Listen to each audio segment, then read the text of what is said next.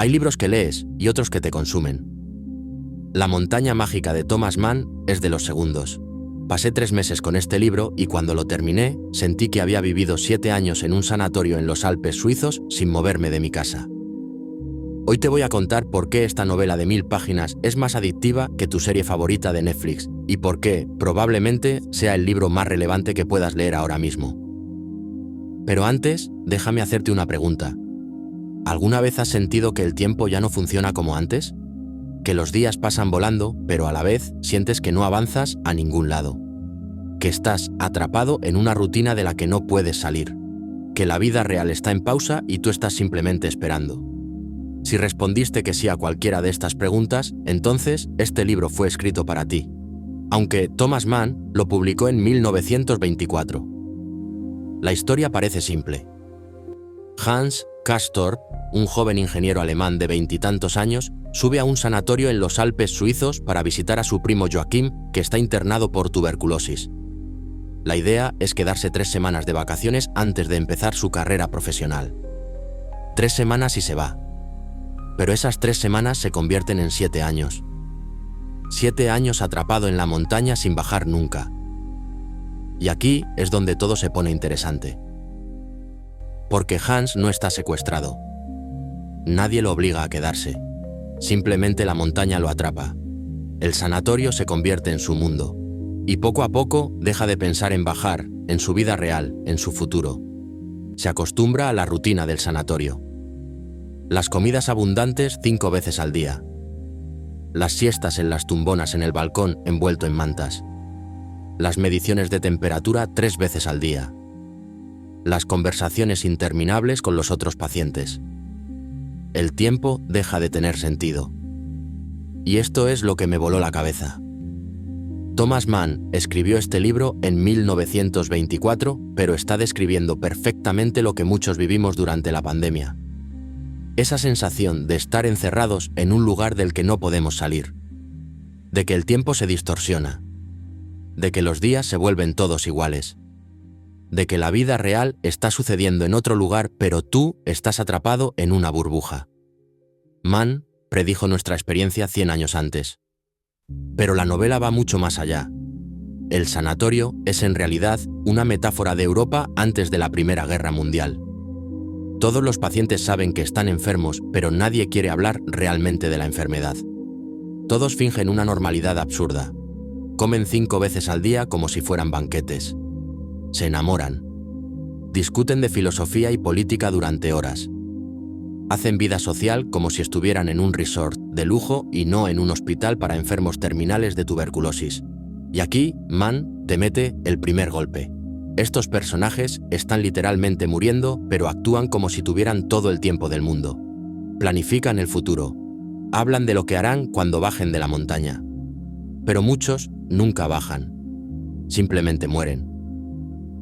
Y los demás siguen con su rutina como si nada, como si la muerte fuera solo una interrupción menor en el programa del día. Ahora viene la parte que realmente me obsesionó. En el sanatorio Hans conoce a 2 personajes que van a pelear por su alma durante todo el libro. Por un lado está Settembrini, un italiano humanista, racionalista, progresista, que representa la ilustración y el optimismo occidental. Cree en el progreso, en la razón, en la democracia, en que la humanidad avanza hacia algo mejor. Constantemente le dice a Hans que baje de la montaña, que vuelva a la vida real, que no se deje seducir por la enfermedad y la muerte. Por el otro lado está Nafta, un jesuita judío convertido al cristianismo que luego abraza ideas comunistas y autoritarias. Nafta es oscuro, pesimista, fascinado por la muerte y el sacrificio. Cree que la salvación viene a través del sufrimiento y que el humanismo liberal de Settembrini es una fantasía ingenua. Para Nafta, la vida es esencialmente trágica y el dolor es el camino hacia la verdad. Y Hans está en el medio escuchando a estos 2 tipos debatir durante cientos de páginas sobre filosofía, política, religión, la naturaleza humana, el futuro de Europa. Y Mann hace algo brillante. No te dice quién tiene razón. Los 2 argumentos son convincentes. Los 2 tienen puntos válidos. Y tú como lector estás tan confundido como Hans, tratando de decidir qué visión del mundo adoptar. ¿Te suena familiar? Vivimos en un momento donde constantemente estamos expuestos a visiones del mundo completamente opuestas. Progresismo versus conservadurismo. Optimismo tecnológico versus colapso climático. Individualismo versus colectivismo. Y muchas veces no sabemos a quién creerle. Mann capturó perfectamente esa sensación de estar ideológicamente perdido en un mundo que te ofrece demasiadas respuestas contradictorias. Pero hay otro personaje clave. Claudia Chauchat. Hans se obsesiona con ella desde el primer momento que la ve. Es una mujer rusa, misteriosa, que tiene la costumbre de dejar que las puertas se cierren de golpe, lo cual irrita a todos en el comedor. Hans la desea, pero casi no habla con ella durante meses. Simplemente la observa, fantasea, espera. Y cuando finalmente tienen una conversación real, en francés, durante la noche del carnaval, es una de las escenas más intensas y extrañas del libro. Hans le confiesa su amor, pero de una manera casi filosófica. Habla del cuerpo, de la enfermedad, de la muerte, del deseo, y ella lo escucha y entiende que este tipo está completamente perdido en sus propias ideas. Luego ella se va del sanatorio al día siguiente y Hans queda devastado, pero se queda. Sigue esperando que ella regrese. Y ella regresa años después, pero con otro hombre. Esta parte me destrozó porque Mann te muestra cómo el deseo puede ser otra forma de quedarte atrapado. Hans no ama realmente a Claudia. Ama la idea de ella. Ama la espera. Ama el sufrimiento romántico. Y eso se convierte en otra excusa para no bajar de la montaña, para no enfrentar su vida real. Ahora hablemos de lo más loco del libro. El tiempo. Mann juega con el tiempo de una manera que nunca había visto. Los primeros capítulos avanzan lento. Cada día está descrito con detalle. Pero a medida que Hans se acostumbra al sanatorio, los capítulos empiezan a saltar semanas, meses, años. Porque cuando tu vida se vuelve pura rutina, el tiempo desaparece. No hay acontecimientos que marquen diferencias entre un día y otro. Todo es igual. Y así 7 años pasan como si fueran un suspiro. Mann tiene una frase increíble en el libro. Dice que el aburrimiento es una experiencia de tiempo sin cambio. Que cuando estás aburrido, el tiempo se vuelve infinito pero también vacío.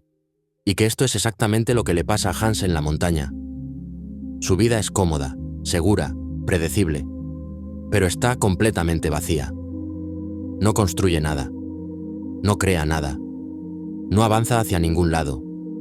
Simplemente existe. Y aquí está la pregunta que el libro te obliga a hacerte. ¿Cuánto de tu vida es simplemente rutina vacía? ¿Cuánto tiempo pasas en tu propia montaña mágica, cómodo pero estancado, esperando que algo cambie pero sin hacer nada para cambiarlo? Mann te confronta con esto sin juzgarte, pero también sin dejarte escapar.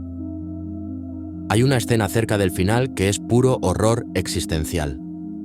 Hans se pierde esquiando en una tormenta de nieve. Está a punto de morir congelado. Y en ese momento de delirio tiene una visión. Ve a personas hermosas viviendo en armonía junto al mar, niños felices, belleza y paz. Pero luego ve algo oscuro detrás. Ve un templo donde unas brujas están despedazando y devorando a un niño. Y Hans entiende algo. La vida y la muerte están entrelazadas. La belleza y el horror coexisten. No puedes tener una sin la otra. Y cuando se despierta de la visión, casi muerto de frío, dice algo increíble. Dice que el amor y la bondad deben gobernar sobre la muerte, pero no debemos darle poder a la muerte sobre nuestros pensamientos. En otras palabras, debemos honrar la vida sin negar la muerte. Debemos ser realistas sobre la oscuridad, pero no dejar que nos paralice. Debemos actuar con amor a pesar del absurdo. Es el momento de claridad de Hans. Es su despertar. Y piensas que finalmente va a bajar de la montaña, que va a volver a la vida real transformado por esta revelación. Pero no, vuelve al sanatorio. Se olvida de todo. Sigue con la rutina. Y pasan más años, hasta que llega la Primera Guerra Mundial. Y ahí todo se rompe. El mundo de fantasía del sanatorio se desmorona. Los pacientes empiezan a bajar. Hans también baja. Y Mann nos lo muestra en las últimas páginas como un soldado más en las trincheras del frente occidental. no es un héroe. Es solo otro hombre en el infierno del barro y la metralla. Y la última imagen que tenemos de Hans es verlo cantando una canción mientras avanza entre los cadáveres y el fuego. Y no sabemos si sobrevive. Este final me dejó paralizado. Porque Mann no te da un cierre. No te dice que Hans aprendió algo valioso. No te dice que valió la pena. Simplemente te muestra que la historia se lo llevó. Que las grandes fuerzas del mundo no le importan tus revelaciones personales ni tu búsqueda espiritual. Que a veces la vida te arranca de tu montaña mágica no porque estés listo, sino porque el mundo está en llamas. Entonces, ¿por qué deberías leer este libro de 1000 páginas escrito hace 100 años por un alemán muerto? Porque La montaña mágica es el libro más honesto sobre la condición humana moderna que vas a encontrar. Sobre cómo nos quedamos atrapados en situaciones cómodas que nos enferman. Sobre cómo llenamos nuestro vacío con debates ideológicos que no llevan a ningún lado. Sobre cómo el deseo nos paraliza. Sobre cómo el tiempo se nos escapa cuando dejamos de vivir realmente. Sobre cómo, a veces, necesitamos que el mundo se rompa para finalmente despertar. Y la verdad incómoda es que muchos de nosotros estamos viviendo en nuestra propia montaña mágica ahora mismo. Atrapados en trabajos que no nos llenan, pero que son cómodos. En relaciones que no nos hacen felices, pero que son seguras. En rutinas que nos adormecen, pero que nos dan estructura. Esperando que algo cambie. Esperando el momento perfecto. Esperando despertar. Thomas Mann te dice algo radical. No vas a despertar por ti mismo. La revelación no es suficiente. Hans tuvo su momento de claridad en la nieve y volvió a la rutina. Lo que finalmente lo sacó de ahí fue el colapso total del mundo que conocía. Y tal vez no necesitamos esperar a que el mundo colapse. Tal vez podemos elegir bajar de la montaña. Tal vez podemos elegir vivir de verdad antes de que sea demasiado tarde. Este libro me cambió. No de una manera obvia. No me dio respuestas. Pero me hizo ver mi vida diferente. Me hizo consciente de mi propio tiempo. De mi propia montaña mágica. Y ahora no puedo dejar de preguntarme. ¿Qué estoy esperando? ¿Cuándo voy a bajar? Si llegaste hasta aquí, déjame en los comentarios si te animarías a leer La montaña mágica o si ya la leíste, ¿qué fue lo que más te impactó? Y si quieres más videos sobre libros que te hagan repensar todo, suscríbete porque tengo varios preparados que te van a volar la cabeza. Nos vemos en el próximo video.